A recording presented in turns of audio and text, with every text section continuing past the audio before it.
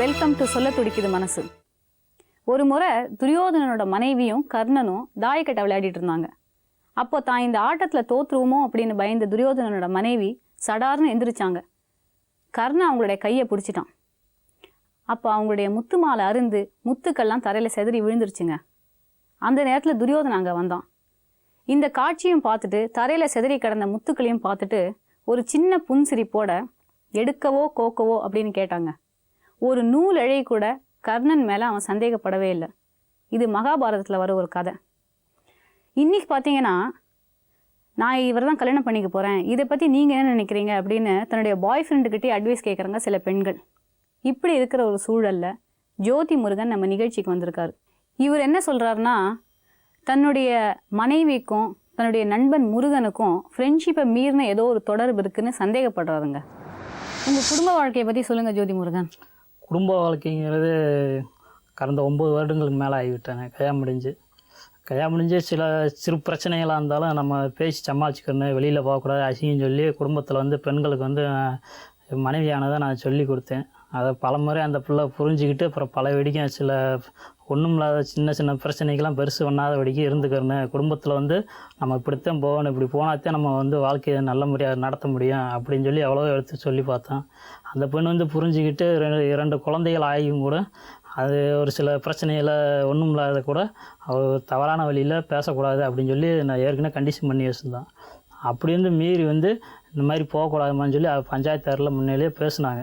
எந்த மாதிரி போகக்கூடாதுன்னு? அதாவது வெளியில் வந்து சாய்ச்சி போகக்கூடாது, அதாவது எங்கே ஓரம் என்னங்கிறத சொல்லிட்டு தான் போயிட்டு வரணும். அது சொல்லாமல் போனால் எங்கே போனால் என்னன்னு தேட வேண்டிய சூழ்நிலையெல்லாம் வருது. இந்த மாதிரி இருக்கனால நடந்துக்கம்மா, இப்படித்தாம்மா போகணும், இப்போ உள்ள சூழ்நிலைக்கு வந்து நம்ம பிள்ளைகளை தான் பார்க்கணும், ஆனால் அந்த வழியிலாம் போகக்கூடாதுமா. பல ஆண்கள் வந்து நம்மளை ஒரு மாதிரியாக பேசுவாங்க. ரோட்டில் எப்படி போகணும், என்ன மாதிரி போகணுங்கிறத நம்ம எடுத்து சொல்லியும் கூட நம்ம தெரிஞ்சுக்கணுமா. நம்ம வந்து இப்படித்தான் போகணும், இப்படித்தான் குழந்தைய வளர்க்கணும், அந்த ஒரு படிப்புக்கு நம்ம என்ன செய்யணுமோ அதைத்தான் முக்கியத்துவம் கொடுக்கணும் அப்படின்னு சொல்லணும். ஆனால் பல முறை வந்து அந்த பிள்ளை வந்து ஒரு தவறான கருத்தை மனசுக்கு வச்சுக்கிட்டு கூட இருந்த ஒரு நபரோட செல்னு கான்ட்ராக்ட் பண்ணி கோயிலுக்கு போயிட்டு வரேன்னு சொல்லி இந்த மாதிரி வெளியில் வந்து ஒரு 1.5 கிலோமீட்டர் கோயிலுக்கு போயிட்டு வரோம். கரெக்டாக 3:30 மணிக்கு போச்சுன்னா ஒரு 7 மணியே போவோம். அந்த பெண் வரும், எங்கேம்மா போயிட்டு வந்தோம்னா நான் கோயிலுக்கு தான் போயிட்டு இருந்தேன், கூட்டம் அதிகமாக இருந்துச்சு அப்படின்னு சொல்லிச்சு. அப்படி ஏம்மா இப்படி செய்கிற, நானும் உன்னை சத்தம் போடக்கூடாதுன்னு பார்க்குறேன், கோயிலுக்கு தானே போயிட்டு இருந்தேன், இந்த மாதிரி 1 மணி நேரத்தில் வாம்மா, அப்போ தான்மா எனக்கு கொஞ்சம் மனசு திருப்தி இருக்கும், பிள்ளைகளும் பார்க்கணும், இருட்டாயிடுச்சுன்னா எந்திட்டு வருவேன் கரண்ட் இல்லாத நேரத்தில் அப்படின்னு சொன்னதுக்கு, இல்லைங்க இந்த மாதிரி நான் கரெக்டாக வந்துடுறேங்க அப்படின்னு சொல்லிச்சு. பல முறை இந்த மாதிரி எச்சரிச்சும் கூட அந்த பிள்ளை வந்து சொல்லுவாச்சே கேட்கவே இல்லை. ஜோதி முருகன், இப்போது உங்கள் மனைவியை நீங்கள் 2-3 தடவை அந்த பெண் அவங்க அப்படின்னு சொன்னீங்க. அந்த அளவுக்கு நீங்கள் அவங்களோட மனசளவில் பிரிஞ்சிட்டிங்களா? 2 வருடங்கள் ஆயிரும் மேடம். என்ன ஆச்சு சொல்லுங்கள். அதே மேடம், இந்த சில ஆண்களோட நபரோட பழக்க வழக்க வச்சனால. சில ஆண்களோடையா? ஆமாம் மேடம். நானும்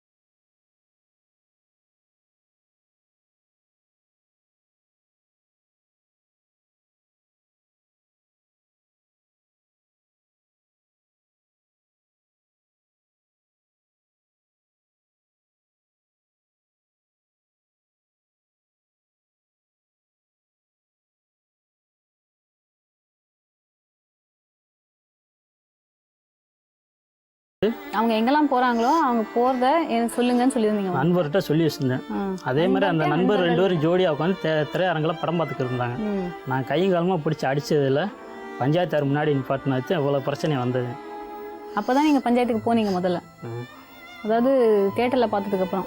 தேட்டரில் பார்த்த பிறகு தான் ஏற்கனவே உன்னை சொன்னோம்லம்மா ஏமா பலவடிக்கு இப்படி தப்பு பண்ணியிருக்கேன்னா நான் சும்மா தான் போனேன், அவங்க தான் கூப்பிட்டாங்க அப்படிங்கிற மாதிரி ஒரு இதை சொல்லுது மேடம்.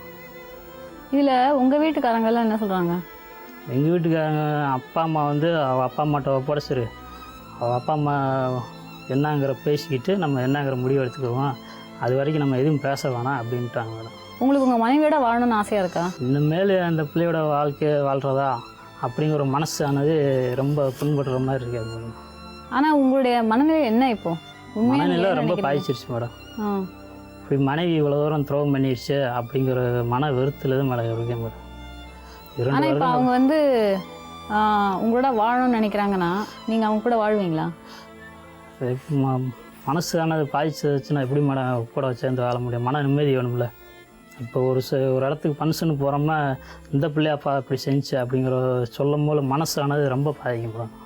இப்போ ஜோதி முருகன் தன்னுடைய மனைவியை வேறொரு நபரோட கோயிலையும் சினிமா தியேட்டர்லையும் பார்த்தேன் அப்படின்னு சொல்கிறாருங்க. ஜோதி முருகன் தன்னுடைய மனைவி சித்திரலேகாவை கல்யாணம் பண்ணி 9 வருஷம் ஆச்சுங்க. அவங்களுக்கு 2 குழந்தைங்களும் இருக்குது. குழந்தைங்க ஸ்கூலுக்கும் போயிட்டுருக்காங்க. ஆனால் இப்போ ஜோதி முருகன் தன்னுடைய மனைவி தன்னுடைய நண்பன் முருகனோட சமீப காலமாக சுற்றிட்டு இருக்காங்க அப்படின்னு நம்மக்கிட்ட சொன்னாருங்க. இதை பற்றி அவங்களோட மனைவி என்ன சொல்கிறாங்க, அவங்கள்ட்ட பேசலாம். வணக்கம்மா, என்ன நடந்தது உங்கள் வாழ்க்கையில்? எங்கள் வாழ்க்கையில் வந்து நல்லா சந்தோஷமாக தான் இருந்தோம். 10 வருஷம் ஆச்சு கல்யாணம் முடிச்சு 10 வருஷம் ஆச்சு சந்தோஷமாக தான் இருந்தோம். 9 வருஷம் சொன்னார் அவர். இல்லை 10 வருஷம் ஆச்சு கல்யாணம் முடிச்சு சந்தோஷமாக தான் இருந்தோம். எல்லாத்தையும் கூட்டிகிட்டு வருவார், செய்வார், அதெல்லாம் நல்லா சந்தோஷமாக தான் இருந்தோம். அவர் சொல்கிறபடி நானும் நடந்துக்கிட்டு இருந்தேன். சொல்கிறபடினா என்ன சொல்கிறீங்க? அவர் வந்து அவங்க அம்மா அப்பா ஃப்ரெண்ட்ஸ் எல்லாத்தையும் கூட்டிகிட்டு வருவார், இதெல்லாம் செய்யணும்னு சொல்லுவார். அது எனக்கு பிடிக்காது. இருந்தாலும் நம்ம இருந்து வாழணுன்றதுக்காண்டி அவங்க சொல்கிறதெல்லாம் நான் செஞ்சுட்டு தான் இருந்தேன். இடையில எங்கள் மாமனார் வந்து தனியாக வந்து கடை போட்டாங்க வெளியே. என்ன கடை? நாங்கள் தகர கடை வச்சோம். வேலை பார்க்குறவங்க வேலை பார்த்துக்கிட்டு இருந்தோம். வந்து வீட்டில் வந்து 30 ரூபா தான் தினமும் கொடுப்பாங்க.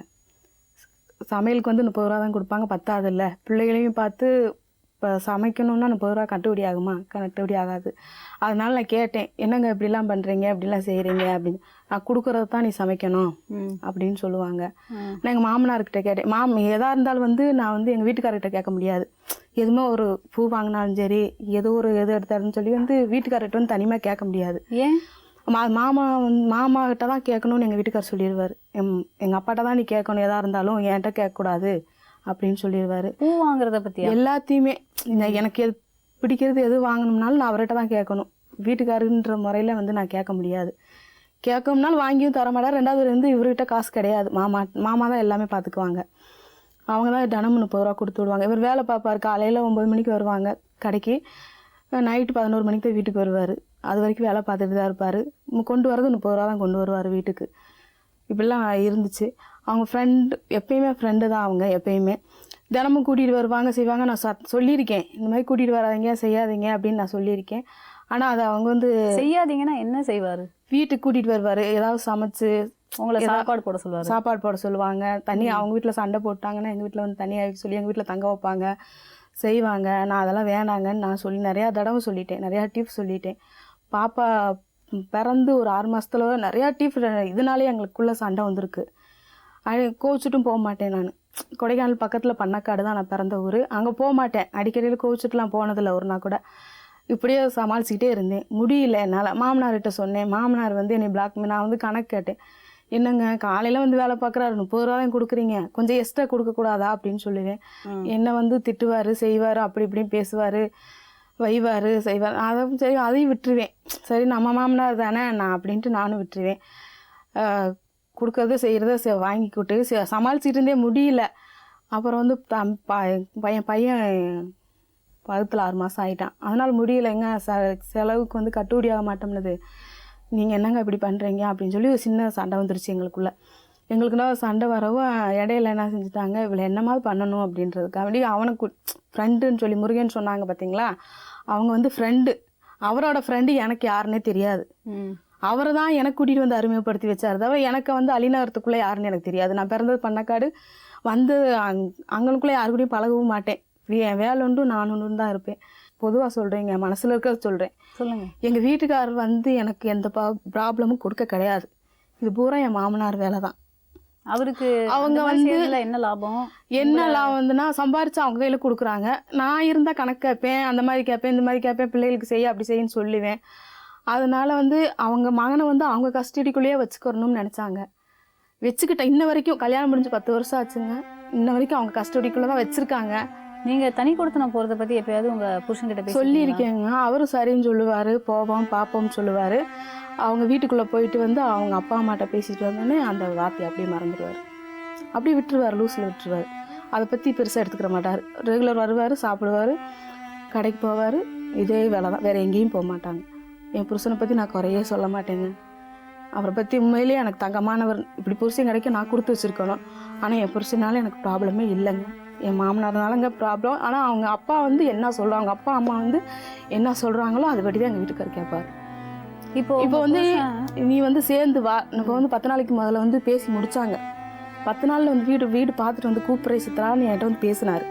சரி, இந்த 10 நாளைக்கு முதல்ல இப்போ இங்கே வந்து மகளிர் போலீஸ் ஸ்டேஷனுக்கு வராத முன்னுக்க 10 நாள் பேசி முடித்தாங்க. பெரியவங்களாம் சேர்ந்து பேசி முடிச்சுட்டு பாப்பா வந்து என்கிட்ட தான் இருந்துச்சு, பையன் வந்து அவங்ககிட்ட இருந்துச்சு. அப்போ வந்து கூட்டிகிட்டு வர சொன்னாங்க. பாப்பாவை பார்க்கணும் அப்படின்னு சொல்லி. பாப்பா அங்கே படிச்சுக்கிட்டு இருந்துச்சு, கொடையானில் தான் அங்கே சேர்த்து விட்டுருந்தேன். அங்கே கான்வென்ட்டில் தான் அங்கே சேர்த்து விட்டுருந்தேன். செகண்ட் படிச்சுக்கிட்டு இருந்துச்சு. கூப்பிட்டு வந்தேன். கூப்பிட்டு வந்தவங்களாம் என்ன செஞ்சுட்டாங்க, நான் 10 நாளில் வந்து உன்னை கூட்டிகிட்டு வந்துடுறேன், பாப்பாவை இங்கே ஸ்கூலில் சேர்த்துக்கலாம் சித்ரா, மலையில் வேண்டான்னு சொன்னாங்க. சரி, நம்ம வீட்டுக்காரர் நல்லது தானே சொல்கிறாரு, பொண்ணு பாவம் குளிரில் கஷ்டப்படுது அப்படின்னு நினச்சி தான் நம்பிக்கையோடு நான் விட்டுட்டு போனேன். 10 நாளில் வந்து கூப்பிட்றவங்க நீ கூப்பிடவே வரல.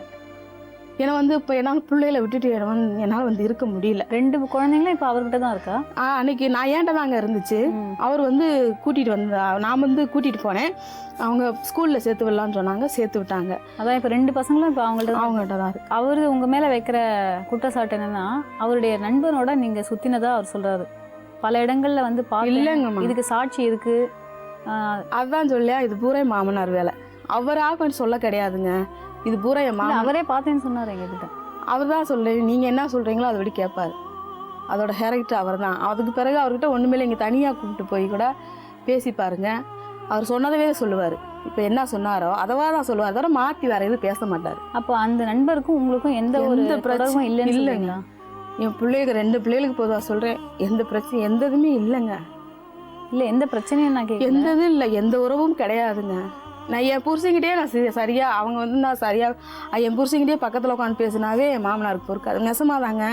இன்னும் நாங்கள் 10 வருஷம் ஆச்சு கல்யாணம் முடிச்சு, இன்னும் நாங்கள் ஒன்றா உட்காந்து பேசுனது கிடையாது. நாங்கள் 2 பேரும் ஒன்றா உட்காந்துருந்தா எங்கள் மாமனார் கூப்பிட்டுருவார், வாடா முருகா அப்படின்னு கூப்பிடுவார். அவரை உடனே எழுந்திரிச்சு போயிடுவார். சாப்பிட்டுட்டு இருந்தாலும் கூப்பிட்ட நிமிஷத்துக்கு போயிடுவாங்க. இப்போ அந்த மாதிரி நேரங்களில் உங்கள் அத்தை எங்கே இருப்பாங்க? அத்தை அவங்க வீட்டில் இருப்பாங்க, அவங்க வேலையை பார்ப்பாங்க, இதெல்லாம் கண்டுக்கிற மாட்டாங்க. உன் குடும்ப வாழ்க்கை அப்படின்ட்டு அவங்க அதுவும் கண்டுக்கிற மாட்டாங்க. ஆனால் இந்த தடவை ரொம்ப பேசிட்டாங்க. நீ என்ன சொன்னாங்க? வந்து குழந்தைய வந்து விட வந்தேன்ல, இன்னுமே என் வீட்டுக்கு வரக்கூடாது, செய்யக்கூடாது, நீ வேறு வீடு பார்த்துக்கங்கன்னு சொன்னாங்க. 10 நாளில் பார்க்குறேன்னு சொன்னவர் பார்க்கவே இல்லை. நான் 10வது நாள் வந்தேன், பிள்ளைகளை விட்டுட்டு என்னால் இருக்க முடியலங்கன்ட்டு வந்தேன். அப்போ என்ன சொல்லிட்டாங்க, இல்லை மகளிரில் போலீஸில் பேசிக்கலாம் அப்படின்னு சொல்லிட்டாங்க. கடையில் வந்து உட்காந்துருந்தேன். 10 நாள் கழிச்சு வந்து பெரியவங்களாம் என்ன செஞ்சாங்க, என்னப்பா நீ மட்டும் வந்திருக்கா, அப்பா அவங்களாம் வரல. எங்கள் அப்பா வந்திருந்தாங்க, எங்கள் அப்பா வந்து வரமாட்டேன்ட்டார், நீ போ உங்கள் வீட்டுக்குன்னு சொல்லிட்டு அமுச்சு விட்டார். நான் கடைக்கு வந்தேன். நைட் 10 மணி வரைக்கும் உட்காந்துருந்தேங்க எங்கள் கடையில். நான் ரொம்ப வெயிட் பண்ணிக்கிட்டு ரொம்ப நேரம் உட்காந்துருந்தேன். ஒரு காப்பி கூட வாங்கிட்டு வந்து குடுறான்னு சொல்லவே இல்லைங்க. காலையிலேருந்து பட்னியாக தாங்க இருந்தேன். மலையிலேருந்து வந்து நைட் 10 மணி வரைக்கும் அப்படி இருந்தேன். அப்புறம் அதுக்கு பிறகு என்ன செஞ்சாங்க, வீட்டுக்கு கூப்பிட்டு போங்கன்னு பக்கத்தில் இருக்கவங்களாம் சொன்னாங்க. அதுக்கு இருந்துக்கிட்டு அவங்க என்ன நான் நீ வீட்டுக்கு கூட்டிகிட்டு வந்தேன்னா நாங்கள் 2 பேரும் உயிரோடு இருக்க மாட்டோம் அப்படின்னு மாமனாரும் மாமியாவும் சொல்லிட்டாங்க. 2 பேரும் நீ கூட்டிகிட்டு வரதா இருந்தால் நாங்கள் உயிரோடு இருக்க மாட்டோம் அப்படின்ட்டாங்க. அப்படிங்கவும் அவரும் யோசிச்சுக்கிட்டே இருந்தார். அவர் அங்கிட்டு பொண்டாட்டி அங்கிட்டு ஒத்தையில் விட்டு போக முடியலன்னு யோசிச்சுக்கிட்டே தான் இருந்தார். கடைசியில் அப்புறம் என்ன சொன்னால் சின்னம்னூரில் மச்சான் அவங்க இருக்காங்க, அங்கே கூட்டிகிட்டு போனார். அவங்க என்ன சொன்னாங்க, உன் பொண்டாட்டி உன் வீட்டுக்கு கூட்டிகிட்டு போகிறதுக்கு அதுக்குள்ள என்னடா தப்பு செஞ்சிச்சு, உன் வீட்டுக்கு கூட்டிகிட்டு போகிறதுக்கு நீ எதுக்குற யோசிக்கிற, நீ உன் வீட்டுக்கு கூட்டிகிட்டு போய் என் வீட்டுக்குலாம் நீ வரவா, நீ இப்போயே நீ ஒருத்தர சந்தேகமாக நீ அந்த பிள்ளையை கொண்டு வரவே, நாளைக்கு என்னையும் சேர்த்துல நீ சந்தேகமாக பற்றி பேசுவேன்னு எங்கள் மாமா கேட்டாங்க. கேட்கவும் என்ன செஞ்சு, இல்லைண்ணா இன்னைக்கு நைட் மட்டும் இருக்கட்டும், காலையில் பேசி நான் வீடு பார்த்து கூட்டிகிட்டு போய்க்கிறேன்னு சொன்னாங்க. அவர் வேணான்ட்டார். சின்னம்னூர் பஸ் ஸ்டாண்ட்லேயே விட்டுட்டு போயிட்டாருங்க. அப்போ வந்து நான் அந்த ஊருக்கு போனதே இல்லை, சின்னமனூர் போனதே கிடையாது. எங்கிட்ட உங்க மாமாவோட ஊர். எந்த வழி எப்படி போகிறதுனே தெரியாது. பஸ் ஸ்டாண்ட்லேயே என்னை விட்டுட்டு போயிட்டார். பக்கத்தில் போலீஸ் ஸ்டேஷன் இருந்துச்சு. இப்படி விட்டுட்டு போயிட்டாருங்க சார். எங்கள் வீட்டுக்காரர் கூட்டிகிட்டு வந்துட்டு எனக்கு போக இடம் தெரியாது அப்படின்னு சொல்லுவோம். அவங்க கூட்டிகிட்டு போய் எங்கள் மாமா அவங்க வீட்டில் விட்டாங்க. ஃபோன் நம்பர் எல்லாமே இருந்துச்சு என்கிட்ட. என்னன்னு சொல்லி விட்டுட்டு போனாரு? ஒன்றுமே சொல்லலை. நில்லு கடைக்கு போயிட்டு வரேன்னு சொல்லிட்டு போனவர். பஸ் ஸ்டாண்டில் விட்டுட்டு போனவர் மறாவதுனா காலையில் மகளிர் போலீஸ் ஸ்டேஷனில் ரிப்போர்ட் கொடுத்து என்னை அங்கே வர வச்சார். இப்போ நீங்க ஃபைனலா என்னதான் சொல்ல வரீங்க? உங்க கணவரோட எனக்கு புருஷே பிள்ளையே வேணுங்க. அதாங்க எனக்கு வேணும். சேர்ந்து அவர் கூட வாழணும் குடும்பமா. ஆமாம். அதுவும் தனி கொடுத்தணுமா? அவங்க கூட இருந்தாலும் பரவாயில்ல, நான் என் புருஷன் பிள்ளையோட வாழணும். நீங்க இதுக்கு ஏதாவது முயற்சி பண்ணீங்களா அவர்கிட்ட பேசுறதுக்கு? அதில் நிறைய முயற்சி பண்ணாலும் எங்கள் ஃபோன் எப்போ ஃபோன் போட்டாலும் மாமனார் தான் எடுப்பார். உங்கள் அம்மா அப்பா பேசினாங்களா அவர்கிட்ட? எங்கள் அப்பா எங்கள் அப்பா அம்மா காலில் கூட விழுந்தாங்க. எங்கள் வீட்டுக்கார் காலையும் எங்கள் மாமனார் காலையும். அது கூட அவங்க பெருசாக எடுத்துக்கறல. யார் விழுந்தாங்க? எங்கள் அப்பா எங்கள் அம்மா விழுந்தாங்க. இப்போ என்ன நடக்கும்னு நினைக்கிறீங்க? சேர்ந்து வாழணுன்ற ஒரு நம்பிக்கையில் வந்திருக்கேன். நான் என் புருஷன் பிள்ளைகளோட சேர்ந்து நான் வாழணும்னு நினச்சி நம்பிக்கையில் வந்திருக்கேங்க. கண்டிப்பாங்க. ஜோதி முருகன் தன்னுடைய மனைவி சித்ரலேகா தன்னுடைய நண்பன் முருகனோட சுத்திட்டு இருக்காங்க அப்படின்னு நம்மகிட்ட சொன்னாருங்க. ஆனால் சித்ராவோ ஒரு புதிய புகார் எடுத்து வைக்கிறாங்க அவங்க மாமனார் மேலே. சித்ராவோட மாமனார் நம்ம நிகழ்ச்சிக்கு வந்திருக்காரு. சித்ரா தன்னுடைய கணவன் தான் மேலே வச்ச எல்லா குற்றச்சாட்டுமே முழுக்க முழுக்க பொய் அப்படின்னு சொல்கிறாங்க. அது மட்டும் இல்லாமல் அவங்க தரப்பில் தன்னுடைய மாமனார் மேலே அவங்க ஒரு பெரிய குற்றச்சாட்டை வைக்கிறாங்க. அந்த குற்றச்சாட்டு உண்மையா பொய்யா அப்படின்னு அவங்களுடைய மாமனார்கிட்ட நம்ம விசாரிக்கலாம். ஐயா, உங்களுக்கு எத்தனை பசங்க? 2 குழந்தை. யாரெல்லாம்? பெண் ஒன்று, ஒரு ஆண் ஒன்று. பிள்ளைய என்ன கட்டி கொடுத்தாச்சு. இளையவன் இந்த பிள்ளை வந்து இருந்து 10 வருஷம் அப்போ கல்யாணம் முடிச்சு. ஒரு 6 வருஷமாக சண்டையும் சத்தமாக இருப்பாங்க. இதை நான் சமாளித்து போய்கிட்டே இருந்தேன். அது என்ன குற்றங்கள் செஞ்சாலும் கூட அதை நான் தான் செஞ்சேன்னு சொல்லி என் வீட்டுக்காரம்மாட்ட சொல்லி நான் சமாதானப்படுத்திக்கிட்டே வந்தேன். இடையில ஒரு சிறு குற்றங்கள் நடந்துச்சு. என்ன குற்றங்கள்? அதாவது தெரியாமல் ஒரு பையோட பழக்கம் வச்சுருந்தது. அப்படிலாம் போகக்கூட இடந்து சொன்னாங்க, இந்த மாதிரி இருக்குதுன்னு சொன்னாங்க. அப்போ நான் சொன்னேன், நேரடியாக கண் பார்வை பார்த்துட்டு நான் எதையும் நீ தீர்மானிப்பேன், அதுகளில் நான் யாரையும் குற்றம் சொல்ல முடியாது அப்படின்னு நான் சொன்னேன். அதுக்காக நான் அப்படி நான் சொல்லி பார்த்தேன். ஏம்மா பூனை கண்ணை இருக்க மூடிட்டா உலகம் இருட்டு நினைக்கும். ஆனால் நீ எங்கே போகிற, எந்திரத்தில் போகிற, யார் கூட போகிற, எந்திரத்தில் பேசுகிறது கூட எனக்கு வருதுமா. ஆனால் நேரடியாக நான் பார்த்துட்டேன்னா உன் கையை ஒழிப்பேன், அவன் கையை ஒழிப்பேன். அதுக்கு மேலே நான் உனக்கு சொல்ல மாட்டேன்மா, இதுக்கு மேலே நீ திருந்திக்குமான்னு சொன்னேன். அந்த பிள்ளை அதுக்கும் திருந்துறாப்புல தெரியல. அப்போ என்ன விஷயம், முருகு கம்பெனிக்கு கூப்பிட்றாங்க, நானும் வேலைக்கு போகிறேன் அப்படின்னு சொல்லிச்சு. சரி போமான்னு நான் சொன்னேன். முருகு கம்பெனிக்கு வேலைக்கு போகும்போது பக்கத்தில் ஒரு பாட்டு வந்து அந்த பிள்ளை எங்கேயா வேலைக்கு போகுதுன்னு என் மையன்கிட்ட கேட்டாப்புல. அந்த பிள்ளை முருகு கம்பெனிக்கு வேலைக்கு போகுதுன்னு சொன்னேன். அந்த பிள்ளை அங்கே வேலை பார்க்க அந்த பாட்டு வந்து என்கிட்ட நீ சொல்லு அப்படின்னாங்க. போனேன்னா அவர்கிட்ட கேட்டேன், முருகு கம்பெனி கேட்டேன். அந்த பிள்ளை 4 நாளாக வரலையா அப்படின்னு சொல்லிடுறேன். காலையில் 8 மணிக்கு பரவாயில்ல, சாயங்காலம் கரெக்டாக 5:30 6 வந்துடுறேன். 4 நாள் வேலைக்கு வரலைனாங்க. எங்கேம்மா போனேன்னு கேட்டால் அவங்க அப்பாவுக்கு ஃபோன் போட்டேன் நான். என்ன உன் மக காலையில் வேலைக்கு போயிருக்குன்னு சொன்னாங்க. இப்போ மணி 3 ஆக போகுது, அந்த பிள்ளைய காணா, நான் எங்கே போய் நான் தேடுறது, நீ வாயான்னு சொன்னேன். அவர் வேலை இங்கே திண்டுக்கல்லேருந்து வந்தார். அவரும் போய் பார்த்தாரு, பிள்ளையை காணாமுங்க. நான் என்ன சரி நான் போய் நாங்கள் ஃபோன் போட்டு சொல்கிறேன்னு சொன்னார். சொல்லிட்டு போக அந்த பிள்ளை 7 மணிக்கெலாம் வந்துருச்சு. இன்னொரு வரைக்கும் நீ எங்கம்மா போனேன்னு கேட்டேன். நான் முருகு கம்பெனிக்கு வேலைக்கு போச்சுருந்துச்சு. நீ முருகு கம்பெனிக்கு வேலைக்கு போய் எப்படி நீ சரி 4 நாள் நீ எங்கே ஊரை சுற்றின, நீ யார் கூட போனோமான்னு கேட்டேன். அப்புறம் இந்த பிள்ளை நினச்சி அவங்க அப்பா வர சொல்லி, என்னங்க உங்கள் மக இப்படிலாம் செய்யுதுங்க, இது எல்லாம் சொல்கிறாங்க அப்படின்னு சொன்னது. அவர் தாறுமாறாக பேசினார். பேசி தனியை போட்டு என் வீட்டுக்குள்ளே இருந்துட்டு என்னையே தாறுமாறாக பேசினார். இப்படிலாம் நீங்கள்லாம் பேசாதீங்க அப்படின்னு சொன்னேன். உன்னை அடிப்படை நேரடியாக கைப்பிடியாக பிடிச்சி கொடுத்துட்டு நீ பேசுகிறான்னு சொன்னார். முருகன் அப்படிங்கிற ஒரு நண்பரோட உங்கள் மருமகளுக்கு தொடர்பு இருந்ததா சொன்னாங்க. முருகன், ஜோதி முருகன் சொன்னார். இது யாராவது உங்கள் குடும்பத்தார் கண்ணால் பார்த்தீங்களா? இப்போ எங்கள் குடும்பத்தில் ஒரு வந்து சொந்தக்கார பையன் வந்துட்டு போய்கிட்டே இருந்தேன். அவங்க கூட போனதை எல்லா பேருமே பார்த்துருக்காங்க, பார்த்து எல்லாருமே சொல்கிறாங்க. இப்போ நீங்கள் என்ன தான் சொல்கிறீங்க ஃபைனலாக? என்ன சொல்கிறேன், அந்த பிள்ளை நடத்த சரியே இல்லையே. நான் எவ்வளோ எடுச்சல் பார்த்தேன் கேட்கல. இப்போ போய் அந்த பிள்ளை போய் 2 வருஷம் ஆச்சு. 2 வருஷங்கள் எங்கெங்கே நான் அந்த பிள்ளைய கூப்பிட்டு போய் சொந்தக்கார வீட காட்டினேன்னா அத்தனை வீட்டிலும் போய் என்னை கேவலப்படுத்தி விட்டு வந்துச்சு. இனிமேல் நாங்கள் எப்படி வச்சு வாழ முடியும் சொல்லுங்கள் பாப்போம். ஒரு பக்கத்தில் ஒரு விசேஷங்கள் போகிறோம், இல்லை பக்கத்தில் போகிறோம், இப்போ பாரு அந்த மாதிரி ஊரில் போனவனை கொண்டு வச்சு பொழைச்சிக்கிறானே, இவெல்லாம் ஒரு மனுஷனாடாவே அப்படின்னு பேசுவேன். இனி இதுவரை யாருமே எங்கள் பேர் சொல்லியே கூப்பிடவே மாட்டாங்க, தகரக்காரனையும் கூப்பிடுவாங்க. அப்படி இன்னைக்கு கருப்பியாசாரி வீட்டில் வர நாத்தமரத்துக்கு போய் கிடக்கு அப்படின்னு பேசுகிற அளவுக்கு வந்துட்டாங்க. ஒருவேளை தன்னுடைய மனைவியோட நல்லா வாழணும், தனி கொடுத்தனம் போயிடலாம் அப்படிங்கிற மாதிரி ஆசைப்பட்டாருன்னா அவங்க 2 பேருக்குள்ள ஒரு சுமூகமா ஒரு உறவு வந்துருச்சுன்னா நீங்க அதை வந்து அனுமதிப்பீங்களா? அதுக்கு நாங்கள் சரிங்கிற அவங்க சரின்னு நானும் சரித்தேன். இது நான் என்ன இது இருக்க முடியும்? அப்போ உங்க மகன் நல்லா தன்னுடைய குடும்பத்தோட என் சேர்ந்து மகன் நல்லா வாழணும் அப்படின்னு இருக்குங்கிற எண்ணத்துல நினைக்கிறீங்க. நான் பார்க்குறேன். நான் ம். என் மகன் கெட்டு போகக்கூடாது. போனால் கண்டிப்பாக இவனுக்கு வந்து உயிருக்கு உத்தரவாதம் கொடுக்க முடியாது. இது உயிருக்கு உத்தரவாதம் கொடுக்க முடியாது. ஒரு கெட்ட புருஷன் வீட்டில் இருக்கும்போது அடுத்தவங்கள தொடர்பு வச்சுக்கிறதில்ல, நாளைக்கு இவனை கொல்றதுக்கு எவ்வளோ நேரம் ஆகும்? எனக்கு ஒரே ஒரு பையன், அவன் கூட தான் நான் இருப்பேன் அப்படின்னு ஜோதி முருகனோட அப்பா சொல்றாருங்க. ஆனா சித்ரலேகாவுடைய அப்பாவும் அம்மாவும் தன்னுடைய பொண்ணோட பிரச்சனையில என்ன முடிவு எடுத்திருக்காங்க அப்படின்னு அவங்கள்ட்டே கேட்டு தெரிஞ்சுக்கலாம். வணக்கம்மா. வணக்கங்க. சொல்லுங்க, உங்க பொண்ணுடைய வாழ்க்கையில நடந்த பிரச்சனைகளை நாங்க கேட்டோம். சரிங்க. நீங்க என்ன சொல்றீங்க அதை பத்தி? நாங்கள் என்ன சொல்கிறோம்னா, பொண்ணு வந்து இப்போ வந்து நல்லா வாழ்ந்துட்டு தான் மாதிரி இருந்துச்சுங்க. ம். வாழ்ந்து ஒரு 2 வருஷமா 1.5 வருஷமா அவருக்கு மருமையான நல்லா வருதாம்மா. 2 குழந்தைங்க பண்ண, ஒரு பையன் ஒன்று பிள்ளை ஒன்று இருக்குது. 2 வந்து நாங்கள் வந்து கூலி வேலை செஞ்சு தான் பிழைக்கிறோம். நாங்கள் இந்த கட்டி கொடுத்துட்டு என்ன சொல்கிறாங்கன்னா 10,000 ரூபா கடை வாங்கி வைக்கணும் அப்படின்னு சொல்லி மருமையும் கேட்குது இல்லாமல் மாமனார் அதிகமாக கேட்குறாங்க. மாமனார் சம்மந்தகாரம்மா நாத்தனார் இவங்க தான் 3 பேர் அந்த பிள்ளைய வந்து ரூபா வாங்கிட்டு வா, கடை வைக்கணும், அதை வைக்கணும் அப்படின்னு சொல்லி அவங்க ரொம்ப தொந்தரவு பண்ணிகிட்டு இருக்காங்க. எப்படி செய்யலைன்னு சொன்னால் நான் ஒன்று மாமனார் சொல்கிறாரன், இப்படி இல்லைன்னா உனக்கு தப்பானது சொல்லி உன்னை வெட்டி விட்டுருவேன், ஏன் சொன்னபடி கேட்கணும் நீ, இல்லைன்னா நான் வந்து எம்மாங்கன்னு சொல்லி கொடுத்து உன்னை வாழ வைக்க விட மாட்டேன் இப்படின்னு உங்க பொண்ணு உங்கள்ட்ட சொன்னாங்களா இல்ல அவரே நேரடியா என்கிட்ட சொல்லுங்க. என்ன சொன்னாரு? இந்த மாதிரி அப்படின்னா தான் கொடுத்ததை நான் வாழ வைப்பேன், இல்லை வாழ வைக்க விட மாட்டேன்.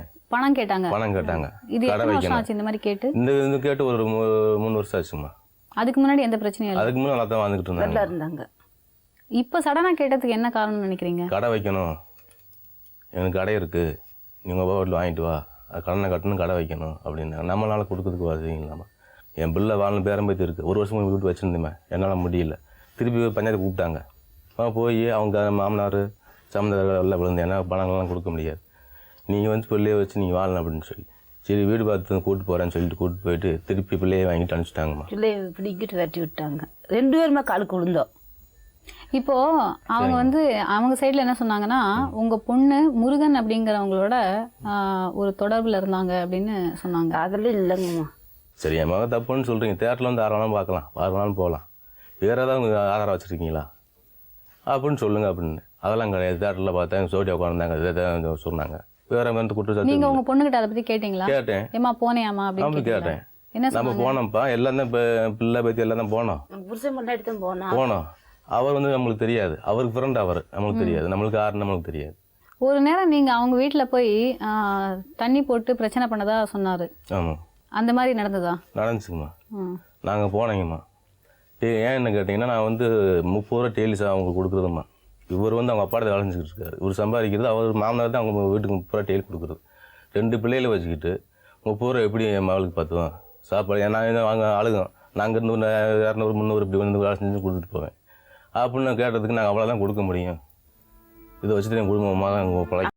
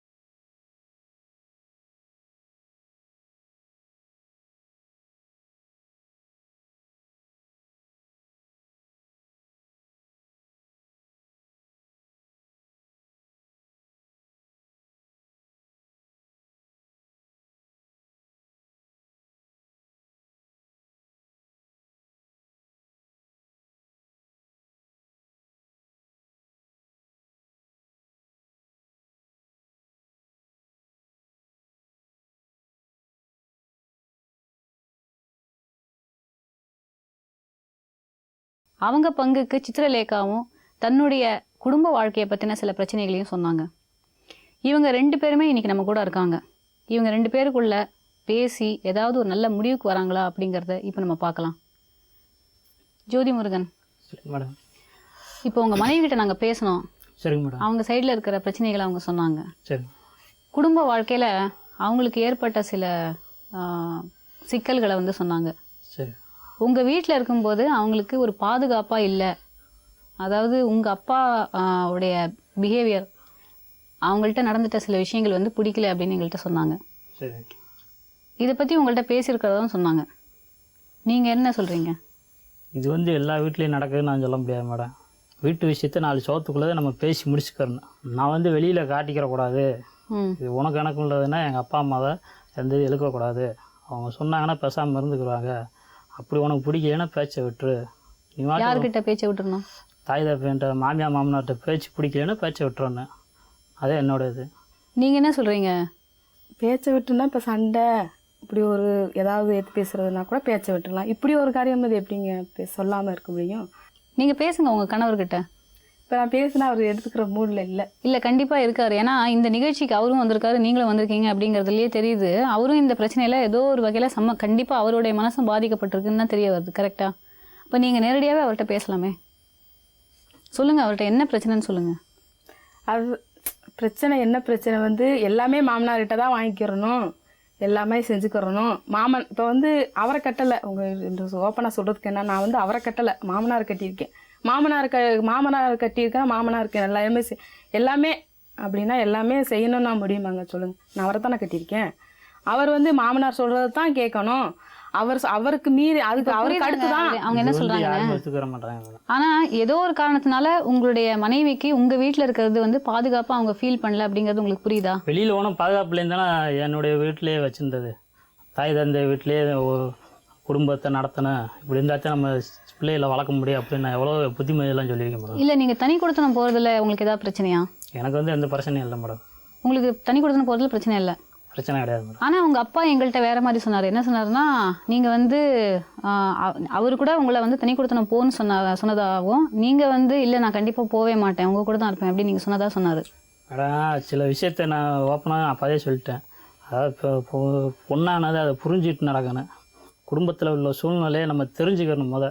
அந்த வீட்டுக்கு வர்றோம்னா அவங்களோட சூழ்நிலை எப்படி அதை நம்ம எடுத்து காட்டிக்கிறணும். அதை விட்டு போட்டு நான் என் இஷ்டத்துக்கு தான் நான் இருப்பேன், உங்கள் சட்டத்துக்குலாம் நான் இருக்க மாட்டேன் அப்படின்னா அப்போ இது என்ன மேடம்? எடுத்து காட்டலாம். இப்போ வந்து மாமனாருக்கு உடம்புக்கு முடியல, ஆஸ்பத்திரியில் போய் பார்க்கலாம், இல்லை பக்கத்தில் இருந்து பார்க்கலாம்லாம் பார்க்கலாம். அதெல்லாம் தப்பு இல்லை, நம்ம தகப்பே மாதிரி. அப்போ தகப்பனே ஒரு தப்பான ஒரு இதுக்கு வரும்போது எப்படிங்க நான் ஒத்துக்கிற முடியும் சொல்லுங்க? அப்போ உங்களுடைய மைய பிரச்சனை அதுதான் எனக்கு முக்கிய பிரச்சனை. அவருக்கு வயசு 70 ஆகும். 70 வயசுக்கும் எனக்கு வித்தியாசமாக தான் பொண்ணு மாதிரி இல்லையா மருமக? தான் பொண்ணு மாதிரி தானே எல்லாருமே நினைக்கிறாங்க. ஆனால் இவர் அப்படி நினைக்க கிடையாது. நாங்கள் 2 பேரும் சந்தோஷமாக உட்காந்து பேசினாவே அவங்களுக்கு பொறுக்காது. கல்யாணம் முடிஞ்சு 10 வருஷம் ஆச்சுங்க, இன்னும் சந்தோஷமாக நாங்கள் அந்த வீட்டுக்குள்ளேயே பக்கத்தில் உட்காந்தது இல்லை. அப்படிங்களா? இங்கே நம்ம எது சொன்னாலும் அதோட கோவக்குறியோட பேசும்போது நம்ம ஒரு அன்பாக பேசக்கூட முடியல. நான் சொல்கிறது புரிஞ்சுக்கிறணும் இல்லைங்க. அதாவது நீங்கள் வந்து இப்போ வந்து நம்ம வீட்டுக்காரர் நம்ம கூட சந்தோஷமாக பேசுனா எனக்கு சந்தோஷமாக இருக்கும். அதே அடுத்தவங்க தப்பான ஒரு இதில் பேசும்போது எனக்கு எப்படிங்க சந்தோஷம் வரும்? வீட்டுக்காரர்கிட்ட சொல்லியும் அது வந்து கவனிக்கலைன்னா எனக்கு எப்படிங்க சந்தோஷம்? இந்த பிரச்சனை எப்போ நடந்தது? இந்த பிரச்சனை வந்து என் மையம் பிறந்து ஒரு 7 மாசத்துல. இது வந்து சொல்கிறது பூரா பொய்யா சொன்னால் அவள் யார் மேடம் எடுத்துக்கிறாங்க? அதாவது தெருவுக்குள்ள வந்து விசாரித்து பார்த்த அளவுக்கு தப்பு வந்து 2 மேட்டும் கிடையாது. தெருவுக்குள்ள நடக்கிற விஷயம் இல்லைங்களே, அவங்க தெருவுக்குள்ள நடக்கிற விஷயத்தை சொல்லலாம். தப்பு யார் மேலே அதைத்தான் நம்ம இங்க வருங்க. இல்ல அந்த மாதிரி அவங்க சொல்றதுக்கு என்ன காரணம்? பஞ்சாயத்துன்னு போகும்போது தெருவுக்குள்ள 2 பேரும் வச்சுதான் பேசி சத்தம் போட்டு அனுப்பிச்சி விடுவாங்க. ஆமாங்க. அதை அனுப்பிச்சி விடுற டயத்தில் வந்து நம்ம வந்து அதை வந்து கரெக்டாக தான் நம்ம போகணும். நம்ம வெளியே போனோம்னா அசிங்கம்ன்றது ஒரு பொண்ணுக்கு வந்து அதை தெரிஞ்சுக்கிறணும். ஒரு 4 சவுத்துக்குள்ள நடந்த ஒரு விஷயத்த ஒரு பெண் வந்து வெளியில சொல்லும்போது, டிவியில வந்து சொல்லும்போது அதுல உண்மையே இல்லைன்னு சுத்தமா நீங்க மறுக்கிறீங்களா? அப்போ கம்ப்ளீட்டாக மறுக்கிறோம். சித்ரா, அவர் என்ன சொல்றாருன்னா, உங்க மேல வச்ச ஒரு முதல் குற்றச்சாட்டுக்கு வருவோம். அந்த முருகன் அப்படிங்கிறவங்களோட நீங்க வந்து தொடர்பில் இருந்தீங்க அப்படின்னு தான் அவர் சொல்லியிருக்காரு. அதை பத்தி நீங்க அது சுத்தமா பொய்ன்னு நீங்க சொல்றீங்க. பொய்ங்க. அது வந்து எனக்கு அதை பற்றி பேச எனக்கு அருவருப்பாக இருக்குது. அதை பற்றி தயவு செய்து பேசாதீங்க. எனக்கு அப்படியே செத்து போகலாமான்னு இருக்குது. அந்த வார்த்தை கேட்டதுல இந்த அப்பா இருந்து நான் அப்படிப்பட்டவ. இவ்வளோ தூரம் நான் மெட்ராஸ் வரைக்கும் வரணும்னு அவசியமே இல்லைல்ல. இது வந்து ஏற்றுக்கிற முடியாது. அதாவது சினிமா பஞ்சாயத்து தியேட்டர்ல பார்த்தேன்னு சொல்றீங்கல்ல? அவர் தான் பஞ்சாயத்து முன்னாடி தான் வச்சு இவ்வளோ தூரம் அவர் தான் படத்துக்கு கூட்டிட்டு போனாரு. நான் அவர் தான் போகவே இல்லை உட்காந்துருந்தாரு. மேடம். நான் கடையில் உட்காந்து வேலை பார்த்துட்டு இருந்தேன், டிங்கர் வேலை பார்த்துட்டு இருக்கும்போது எனக்கு நம்பர் வந்து சொன்னார் ஃப்ரெண்டு வந்து, எனக்கு நான் யாரோ முருகா, நீ ஒருத்தர் உட்காந்து சொல்றதுதான் உண்மையா இருக்க முடியும்ல. நீ உட்காந்து இந்த வேலை விஷயத்துல. செஞ்சுருக்க முருகா, அங்கே என்ன முருகா அவன் வந்து உட்காந்து ஜோடியாக கை போட்டு படம் பார்த்துக்கிறியா அப்படிங்கிற போது மனசு வந்து எவ்வளோ பாதிக்காது மேடம். அப்படியே நான் தேட்டருக்குள்ள போயிட்டு 2 பேர்த்தையும் கைங்கமாக பிடிச்சி அடித்தேன். அடித்த இடத்துல தான் அந்த பிள்ளை சொல்லிச்சு, பிள்ளை ஒட்டிக்கார அவர் எதுக்கு நீங்கள் அடிக்கிறீங்க அப்படிங்கிற வார்த்தை சொல்லவே சொல்லுச்சு. நீ படத்துக்கு அன்னைக்கு சந்தோஷமா சாப்பிட்டோம். சாயந்தரம் பூ கட்டுவேங்க. சொல்லுங்க. பூ வாங்கி 2 கிலோ 3 கிலோ கட்டுவேன். பூ கட்டிக்கிட்டு இருந்தேன். சாயந்தரம் படத்துக்கு போகலான்னு இவர் தான் சொன்னார். எல்லாம் படத்துக்கு தான் போனோம். நான் எப்படிங்க ஜோடி போட்டு அவருக்கு இப்போ பார்த்துருப்பேன் படம். புருஷன் நான் ஆசை உண்மையிலேயே எவ்வளோ என்ன ஆசைப்படுவேன் தெரியுமா? புருஷங்கிட்ட ஒரு கோயிலுக்கு போகணும், ஒரு படத்துக்கு போகணும், எங்கே போனாலும் அவர் கூட போகணுன்னு ஆசைப்படுவேன். எனக்கு அது ஒரு எண்ணம். தனியாக அவங்க அம்மா கூட போக சொன்னாலும் அவங்க அப்பா கூட போக சொன்னாலும் போக மாட்டேன். அவங்க ரெகுலர் அவங்க ட்ரெஸ் எடுக்க வந்து ஒரு மாமனார் ஒரு மருமகளும் போய் எடுத்துகிட்டு வருவாங்க. அவர் மாமனாரோட தான் போக சொல்லுவார். அப்படிங்களா? அதாவது எனக்கு அவசரமான வேலை இருந்ததுனால நான் கடையில் பார்த்துக்கிருந்தேன். பார்த்துக்கிருக்கும்போது எங்கள் அப்பாவை போயிட்டு வர சொன்னேன், நீங்கள் மட்டும் போயிட்டேன் அந்த பிள்ளை இருக்கட்டும் அப்படின்னு சொன்னேன். இல்லை நானும் கூட வருவேன் உங்க கூட, எனக்கு பிடிச்ச துணியத்தை என் பிள்ளைக்கு போடுவேன், நீங்கள் எடுத்தீங்கன்னா நான் போட விட மாட்டேன் பிள்ளைக்கு அப்படின்னு சொல்ல வந்தேன். சரி அவரை கூட்டு போயிட்டு வாமா அப்படின்னு சொன்னேன். இது பூரா ஆண் வந்து தன்னுடைய மனைவி மேல இப்படி ஒரு குற்றச்சாட்டை ஏன் வைப்பாரு அப்படின்னு நினைக்கிறீங்க நீங்க? அது நான் உண்மையே இல்ல அப்படின்னு நீங்க அது சொல்றீங்க. வந்து உண்மையே இல்லைங்கம்மா. நான் உண்மையிலே சொல்கிறேன், உண்மையிலேயே இல்லை. என் பிள்ளைகளுக்கு 2 பிள்ளைகளுக்கு நானும் 10 மாதம் சமத்து 2 பிள்ளைகளும் பெற்றிருக்கேன். அதுங்களுக்கு பொதுவாக நான் அந்த மாதிரி தப்பான எண்ணத்துக்கு நான் போக கிடையாது. எல்லாமே அவங்க தான் வச்சுக்கிட்டாங்க. எனக்கு யாருன்னே தெரியாது. அவங்க என் வீட்டுக்கு கூட்டிகிட்டு வந்தது, சாப்பாடு எல்லாம் செஞ்சு போட சொன்னது அவங்க தான். அவங்க யாருன்னே எனக்கு தெரியாது. அது ஆரம்பத்தில் வந்து கல்யாணம் முடிச்ச டயத்தில் இருந்துச்சு. ஆனால் வந்து என்னோட ஆனா நடவடிக்கை எல்லா எல்லாமே எனக்கு இடத்துலயுமே பிடிக்கல. எந்த யாரோடது? உங்கள் ஃப்ரெண்டோட நடவடிக்கை பிடிக்கல. என்ன பண்ணுவார் அவரு? அவர் வந்து பேச்சில் வந்து அவங்க வீட்டில் இப்போ உள்ள பிரச்சனையை ஏன்ட்ட வந்து சொல்லவும், இந்த மாதிரி ஏன்ட்ட பேசாத, உன் பேச்சு வந்து எனக்கு சுத்தம் இல்லை, உன்னோட பிரச்சனைனா நீயே வச்சுக்க, என் தொழில் விஷயமா வர்றியா அதோட பேசிக்க, ஆனால் இப்படி விஷயத்த வந்து என்கிட்ட வந்து சொல்லாத முருகா அப்படின்னு சொல்லி நான் ஆன் பண்ணேன். நீங்க சொன்னீங்கல்ல அவங்க கூட வந்து இவங்க ஊர் சுத்துறாங்க அப்படின்னு சொன்னீங்க, ஆமா. கோயிலுக்கு போனாங்க, சினிமாவுக்கு போனாங்க அப்படின்னு சொன்னீங்க. அதை பத்தி நீங்க என்ன நினைக்கிறீங்க? அது எப்போ நடந்தது? அது வந்து இந்த 2.5 வருஷத்துக்கு முன்னாடி நடந்தது. அதுக்கு முன்னாடி அப்படிலாம் இல்ல. நடக்கவே இல்லை, அது மாதிரி போகவே கிடையாது. இல்லையே நான். அதுக்கு மேலே இந்த மாதிரி கிடையாது. இந்த மாதிரி வெளியில் போவங்க செய்யாது இந்த பிள்ளை. இந்த 2.5 வருஷம் மாற்றே இவ்வளோ பிரச்சனை நடந்திருக்கு. வீட்டை விட்டு போய் 2 வருஷம் ஆச்சு. ஆனா அவங்க தான் சொல்றாங்களே அவங்க வந்து அந்த மாதிரி போகவே இல்லை அப்படின்னு சொல்லிட்டு. எப்படி மேடம் ஆள் கையும் குழம்பா பிடிச்சி அடிச்சதுல எப்படி மேடம் நீங்க பொய் சொல்ல தான் முடியும்? கூட்டிட்டு போனீங்க. 100 பேர் சேர்ந்து மத்தியில் வந்து பேசும்போது இந்த மாதிரி யாருக்கு மேடம் விட்டு கொடுப்பாங்க? இல்ல இன்னொன்னு அந்த நகையை அடகு வச்சதுக்கு காரணமும் அவங்க என்ன சொல்றாங்கன்னா, நீங்க வந்து கொடுத்த அவங்க அப்பா கொடுக்குற பணம் வந்து பத்தல வீட்டு செலவுக்கு அப்படிங்கிறதுனால அவங்க தன்னுடைய நகையை வந்து அடகு வச்சு குடும்பத்துக்காக வந்து செலவழிச்சாங்க அப்படின்னு 100 பேர் மத்தியில இவங்களுடைய சொல்லியிருக்கு அப்பா மேடம். சொன்னாரு. அதே மேடம் நீங்கள் சொல்கிற வாசம் தான். 100 பேர் மத்தியில் வந்து நான் வந்து யாருக்குமா காசு கொடுத்த அந்த 8000 ரூபாய்ன்னு கேட்டதுக்கு உன் கணவருக்கு அம்மான்னு என்னை கேட்டாங்க. அடிச்சு இல்லை மிரட்டினாங்கம்மா. அவர் கண்ணாடிக்கு தான் கொடுத்தேன் அப்படின்னு சொன்னாங்க. கண்ணாடிங்கிறவரு இவரு முருகன். முருகன் நீங்க சொன்னீங்களா? நான் சொல்லவே இல்லை. இதை என்னை அடிச்சு மிரட்டினாங்கன்னு அந்த வார்த்தை நான் சொல்லவே இல்லை. ஆனா அவங்களா நான் 100 சொன்னதாக பேர் மத்தியில் வந்து எழுதிட்டாங்க. அந்த வார்த்தை வந்து யூஸ் பண்ண போய் தான் நான் இவ்வளோ தூரம் வாதம் பண்ணுறேன் மேடம். இல்லைங்க நீங்க அதாவது சொல்றீங்க வாங்கி 100 கொடுத்து பேருக்கு போட்டு மத்தியில கொடுக்கலன்னு சொன்னாங்கன்னு சொல்றீங்க, நீங்க சொல்லவே இல்லைன்னு சொல்றீங்க. நான் சொல்லவே இல்லை. இதுக்கு சாட்சி உங்க ஊர்ல யாராவது இருக்காங்களா சாட்சி இருக்காங்க மேடம். சொன்னதா? அதான் பாண்டி எல்லாத்தையுமே பணம் இப்போ கொடுத்து வந்து நான் போய் வாங்கிட்டு ரசீது நான் வாங்கினா வந்து உடனே எனக்கு நாயத்துக்கு தான் கொடுத்துருவாங்க மேடம். பணம் கொடுத்து எனக்கு பணம் கொடுத்து எல்லாத்தையும் விலைக்கு வாங்குற அளவுக்கு நான் வசதியும் இல்லை.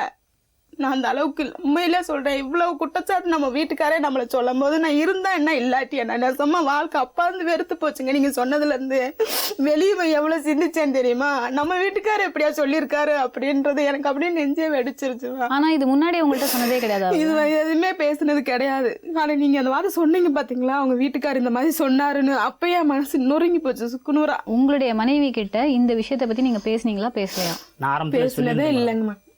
சொல்லியிருந்தேன். இவ்வளோ பிரச்சனையில் நீ என் கூட சேர்ந்து போகிறது நான் பார்த்துட்டேன், ஆனால் இந்த மாதிரி நடக்கக்கூடாது, நடந்தேன்னா பிரச்சனை வேறு விதமாயிரும் அப்படின்னு எடுத்து சொல்லியிருக்கேன்.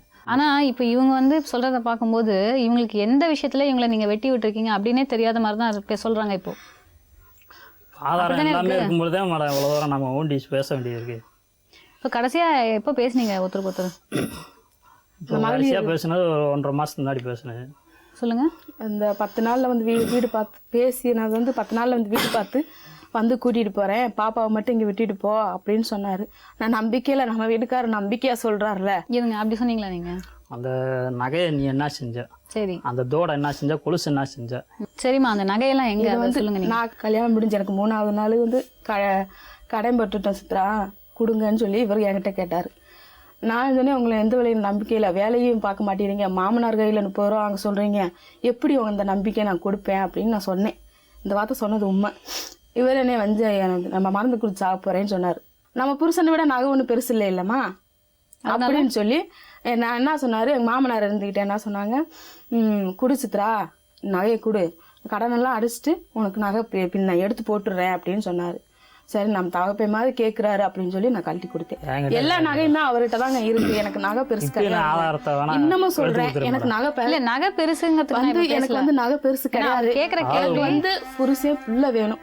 என் பிள்ளைகளுக்காண்டி நான் உண்மையிலே இந்த வார்த்தை கேட்டதுக்கு என் பிள்ளைகள் இல்லைன்னா நான் இருந்திருக்க மாட்டேன். என் பிள்ளைகளுக்காண்டி இன்னும் அப்படியே என் மனசு அப்படியே தம் கட்டி வச்சிருக்கேன். என் பிள்ளைகளுக்காண்டி, என் பிள்ளைக்கு 8 வயசு ஆச்சுங்க, என் பையனுக்கு 7 வயசு ஆச்சுங்க. அந்த பிள்ளைகளுக்காண்டி இன்னும் என் உடம்புல உயிர் வாழுது. ஜோதி முருகன், இப்போ உங்க பிள்ளைங்க 2 பேருமே வந்து தாய் இல்லாம வாழ்ந்துட்டு இருக்காங்கல்ல, அந்த மாதிரி வாழறது நல்லதுன்னு நினைக்கிறீங்களா நீங்க குழந்தைங்களுக்கு? இன்னொன்னு, ஒரு தாயிட்டேருந்து ஒரு குழந்தைய 2 பேரையுமே பிரிச்சு கூட்டிட்டு வந்துட்டீங்க, இது நீங்க பண்ணது கரெக்ட்னு நினைக்கிறீங்களா? அதோட படிப்புலேயே அதை கவனமாக செலுத்தினேன். பெண் வாழ்க்கை வந்து அது வந்து நல்லா இருக்கணும். குழந்தையோட லைஃப் என்ன ஆகுங்கிறாங்களே, நான் 10 மாதம் கஷ்டப்பட்டு சாப்பாடு இல்லாமல் தண்ணி இல்லாமல் நான் பெற்றவளுக்கு எனக்கு இருக்காதா? அந்த பிள்ளை லைஃப்பை பற்றி எனக்கு கவலை இல்லாமல் இருக்குமா சொல்லுங்க? என்ன நடந்தா நீங்க வந்து இவங்கள சேர்த்துப்பீங்கன்னு நான் கேட்குறேன். அதாவது தப்பு வந்து தப்புன்னு ஒத்துக்கணும். இந்த விஷயம் பெண்கள் வந்து தப்பு வந்து ஒத்துக்கிற மற்றவங்க வேற, என்னுடைய லைஃப்ல வந்து மனைவி வந்து தப்பு வந்து ஒத்துக்கணும். சில விஷயங்களுக்கு நீங்க பதில் சொல்லிட்டீங்கன்னா நீங்க வந்து சுமூகமா வாழறதுக்கு சான்சஸ் இருக்குன்னு சொல்றாரு. நீங்க என்ன சொல்றீங்க? தப்பு செய்யாத தப்பா செஞ்சேன்னு ஒத்துக்கன்னு சொன்னா எப்படிங்க நான் ஒத்துக்கிற முடியும்? சரி, நீங்க இப்ப அவர் கூட சேர்ந்து வாழணும்னு நினைக்கிறீங்கல்ல? என் புள்ள வேணும், புருஷன் வேணும் தானே அங்க இருந்து தேனியில இருந்து இங்க மெட்ராஸ் வரைக்கும் நான் வந்திருக்கேன். பிள்ளைகளுக்காண்டி நான் வாழணுங்க, புருஷனுக்காண்டி வாழலையா? புருஷன் வந்து மனசார சொல்ல கிடையாதுங்க. சரி, நீங்க இதை என்கிட்ட சொல்றதுக்கு பதிலா ஒரு நிமிஷம் நீங்க அதை அவர்கிட்ட சொல்லலாமே. அவர் கேட்க மாட்டேறாருலங்க. இங்க இவ்வளவு நேரம் உட்காந்து உங்களுக்கு எதிராக உட்காந்து தானே இங்க கேட்டுட்டு இருக்காரு. அவங்க அப்பா இல்ல, நீங்க என்கிட்ட பேசவே வேண்டாம், நீங்க தயவு செஞ்சு அவர்கிட்ட பேசுங்க. இப்போ நீங்க என்ன முடிவுல இருக்கீங்க சொல்லுங்க. மிஸ்டேக் வரும் அவன் மேலதான். சரி, ஒரு வீட்டை விட்டு வெளியே வரக்கூடாதுன்னா ஒரு பெண்ணு வந்து கடைக்கு போன நிமிஷத்துக்கு திரும்பி வந்தாலும் சரி. ஆனால் அத்துமீறி நீ ஒவ்வொரு தப்பும் அடி மேலே அடி எடுத்து வச்சிட்ட. ஆனால் இது நான் வரைக்கும் நான் மன்னிச்சு ஏற்றுக்கலாம்னு நினச்சேன். ஆனால் 10 நாளைக்கு முன்னாடி நான் உன்கிட்ட கடைசியாக சொன்னேன். ஆனால் அதையும் நீ பயன்படுத்தலை. எனக்குத்தான் கொடுத்தேன்னு இப்போ வரைக்கும் நீ சொல்கிற. 10 நகை எனக்குத்தான் கொடுத்தேன்னு சொல்கிற. ஆனால் தப்பு மேலே தப்பு இன்னும் பண்ணிக்கிட்டே இருக்க. சொல்கிறேன், உண்மை கிடையாது இது. உண்மையத்தான் சொல்கிறேன். உங்ககிட்ட தான் அங்கே கொடுத்தேன், உண்மையத்தான் நான் சொல்கிறேன். பொய் சொல்ல வேண்டியதுல என்ன இருக்கு? அம்மா அப்பாட்ட இருக்குன்னு சொல்லிட்டு போகிறேன். பொய் சொல்ல போதான் நான் அவ்வளோ வரம் வாடாடுறேன். நான் பொய் சொல்ல நாங்க போய் சும்மா உட்காந்துருந்தேன். இந்த பஞ்சாயத்து ஆளுகளை இந்த நான் கூட்டு வந்திருக்கேன். இன்னும் இருந்தா பாருங்க, இன்னும் அந்த பஞ்சாயத்து ஆளுங்க இந்த அவங்க என்ன சொன்னாங்க, இந்த இவங்க தான் புத்தியில இருந்து சொல்லணும். என் மேல தப்பு இருந்தா இப்ப எந்திரிச்சு அடிக்கலாம்ல. சரிங்க, இப்போ நான் என்ன சொல்றேன்னா, நடந்ததெல்லாம் முடிஞ்சு போச்சு, கரெக்டா? இப்போ உங்களுக்கு 2 குழந்தைங்க இருக்காங்க. குழந்தைங்க உங்கள்கிட்ட வளருது. என்னதான் இருந்தாலும் அம்மா இல்லாமல் குழந்தைங்க வளருது ரொம்ப தப்பு. இன்னொன்று, நீங்களும் வந்து ஒரு மனைவி குடும்பமோட வாழ்ந்ததான் உங்களுக்கும் நல்லது. அவங்க வந்து உங்கள் மேலே எந்த தப்பும் இல்லைன்னு தான் இப்போ வரைக்கும் சொல்லிட்டு இருக்காங்க. இப்போ எங்கள்கிட்ட பேசும்போது கூட உங்கள் மேலே எந்த பிரச்சனையும் இல்லை, உங்களை மாதிரி ஒரு ஆள் கிடைச்சதுக்கு வந்து அவங்க கொடுத்து வச்சுக்கணும் அப்படின்னு தான் எங்கள்கிட்ட பேசினாங்க. இப்போ நீங்கள் என்ன ஃபைனலாக என்ன சொல்கிறீங்க? வாய்ப்பு இருக்குது தனி கொடுத்தனும் போகிறதுக்கு. ஆனால் இந்த மேட்ரை வந்து க்ளீனாக எழுதி கொடுக்கும் அந்த பிள்ளை. என்னன்னு? 10 நகை என்கிட்டதே இருக்குது, இல்லாட்டி இத்தனை நகை தான் உங்கள்கிட்ட இருக்குன்னு சொல்லி எழுதி கொடுத்தா அதுக்கு என்னென்ன ஆதாரங்கிறது அந்த பிள்ளை கொடுத்துடணும். என்ன ஆதாரம்? முதல் நகை என்கிட்ட வந்து 3 நகை நான் விற்றுருக்கேன். பொதுவா சொல்லுங்க, 3 பவுன் மட்டும் நீங்க வித்தேன்னு மட்டும் சொல்லுங்க. பிள்ளைகளுக்கு பொதுவா சொல்லுங்க, நான் ஏத்துக்கிறேன். பொதுவா நான் 3 பவுன் மட்டும் தான் வித்தேன்னு பிள்ளைகளுக்கு பொதுவா தலையில அடிச்சு பிள்ளைகள் நிக்க வச்சு சொல்லுங்க, நான் நம்புறேன். நெசமா வீணாவுல பேசாதீங்க, கொலை கூட நீ பண்ணிருங்க, நான் செத்து கூட போறேன். சித்திரவதை பண்ணாதீங்க. பிள்ளை உண்மையில அந்த பிள்ளைகளை மூஞ்சிய பாக்க அப்படி எனக்கு கொதிக்குது மனசு. கொதிக்குதுன்னா நாங்க சொல்றபடி கேட்டுக்கணும்ல, கணவன் சொல்றது அடிச்ச மாதிரி பேசாதீங்க. நீ அந்த இதுல என்ன செஞ்சிருக்கணும், அவ்வளவுதான் வித்தேன் அப்படின்னு அடிச்ச மாதிரி பேசாதீங்க. நம்ம இப்ப வந்து ஒரு முடிவுக்கு வரலாம். உங்க பிள்ளைகளோட எதிர்காலத்தை கருதி, உங்களுடைய எதிர்காலத்தை கருதி நீங்க என்ன முடிவு எடுக்கலாம்னு இருக்கீங்க? நல்ல முடிவா எடுங்க. நல்ல முடிவு தான் நான் எடுத்துருக்கேன். சொல்லுங்க. நான் வந்து வச்சு வாழ்கிறேன். இன்னைக்குன்னு சொல்கிறேன், தனி கொடுத்தனம் போகணும்னா நான் ரெடி. என்கிட்ட சொல்லாதீங்க, ஒரு நிமிஷம். அதை தயவு செஞ்சு அவங்கள்ட்ட சொல்லுங்க. இன்னைக்கு தனி கொடுத்தனம் போக நான் ரெடி. ஆனால் என்னோட சொல்லுக்கு இது என்னங்கிறது எனக்கு தீர்மானித்து சொல்லு, நான் உனக்கு வச்சு வாழ்கிறேன், வாழ்க்கையே நான் தர்றேன். நான் அட்ஜஸ்ட் பண்ணி போகணுன்னு தானே சொல்கிறீங்க. உங்களை நான் எதுவுமே பேச கிடையாது. வாங்கி போட்டாலும் சரி, நீங்கள் வாங்கி போடலைன்னாலும் சரி, பட்னியாக கறந்து கூட நான் அவங்க கூட வாழணும். நீங்கள் முதல்ல உங்கள் கணவர் பக்கத்தில் உட்காருங்க. இன்னிலேருந்து நீங்கள் போய் ஒரு நல்ல வீடை பார்த்து தனி கொடுத்தனம் எடுத்து நீங்கள் வந்து வாழறதுக்கு தயாரா? எனக்கு வந்து இப்போ டைம் வேணும் மேடம். டைம் வேணும். கண்டிப்பாக மேடம். எவ்வளோ ஆணுக்கு வந்து மன நிம்மதிக்கு வந்து அது எப்படி டீல் பண்ணால் என்ன செய்யலாம் அப்படிங்கிற ஒரு மன பாதிக்கப்பட்டதுனால. ஆனால் உங்கள் மனசுடைய பாதிப்புக்கு நீங்கள் இவங்களை காரணமாக சொன்னீங்கன்னா அதுக்கு தீர்வும் இவங்க தான் சொல்ல முடியும். நீங்கள் எவ்வளோதான் நீங்கள் வந்து உங்கள் அப்பா அம்மா கிட்ட இதை வந்து முட்டி மோதினாலும் உங்களுடைய பிரச்சனை இவங்கள்ட்டேருந்து ஆரம்பிச்சதுன்னா இவங்கள்ட்ட தான் முடிஞ்சாகணும். அது நீங்கள் ஒத்துக்கிறீங்கல்ல? அது டைம்னா எவ்வளோ டைம்? 1 வருஷமா, 1 நாளா, 2 நாளா, 3 நாளா, 15 நாளா?